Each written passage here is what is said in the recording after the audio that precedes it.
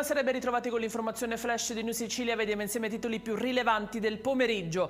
In apertura la Chiesa ha ufficialmente il suo nuovo pastore a 18 giorni dalla scomparsa di Papa Francesco. Bandiere di tutte le nazioni sventolano in piazza San Pietro per celebrare l'elezione del nuovo pontefice. Si tratta dello statunitense Robert Francis Prevost, Leone XIV, è il terzo eletto nel mese di maggio.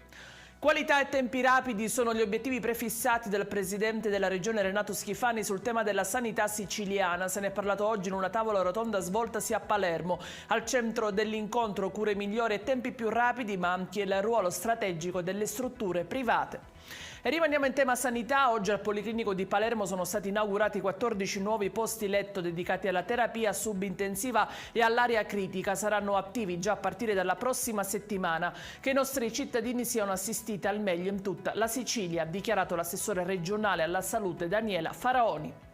Pubblicata la gara per la progettazione di fattibilità tecnico-economica dei due termovalorizzatori da realizzare a Palermo e Catania, un altro passo avanti verso un obiettivo epocale che permetterà alla Sicilia di dire addio alle discariche ed evitare la costosa spedizione di rifiuti all'estero, ha commentato il presidente Schifani.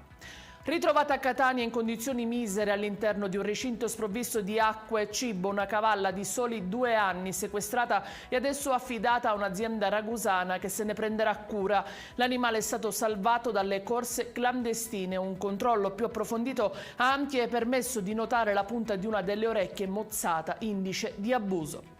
E in chiusura il meteo, diramato un'allerta gialla in Sicilia, salve dal maltempo soltanto Ragusa e Siracusa, previsti temporali e temperature leggermente in calo, miglioramento è previsto già per sabato.